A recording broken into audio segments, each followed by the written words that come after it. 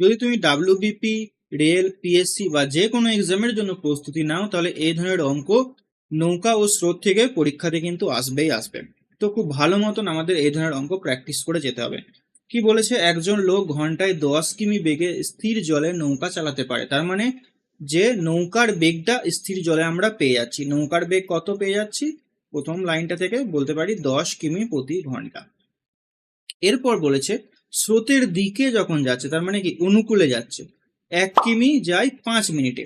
তাহলে অনুকূলে বেগটা আমরা এখান থেকে বের করব, ডাইরেক্ট দেওয়া নেই, কিভাবে দিয়েছে, 5 মিনিটে যাচ্ছে 1 কিলোমিটার।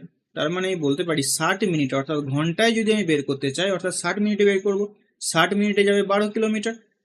ঐকিক নিয়ম, বা 5কে 12 দিয়ে গুণ করলে 60 হয়, তাহলে 1কে আমরা 12 দিয়ে গুণ করে দেবো, তাহলে 12 কিলোমিটার যাচ্ছে 60 মিনিটে, মানে 1 ঘন্টায়। তার মানে কি, এটাই হচ্ছে গতিবেগ, 12 কিমি প্রতি ঘন্টা। এটা কি অনুকূলে পেয়ে গেলাম, আমরা অনুকূলে পেয়ে গেলাম।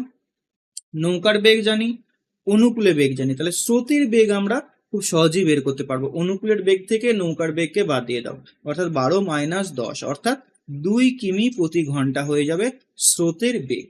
ওকে, তো কেমন লাগলো? বেসিক থেকে অঙ্ক শিখতে হলে অবশ্যই কিন্তু আমাদের এই চ্যানেলটিকে সাবস্ক্রাইব করতে হবে, এবং কমেন্ট করে জানাও যে পরবর্তীতে তোমার কোন টপিকের উপরে ক্লাস দিলে তোমার সুবিধা হয়।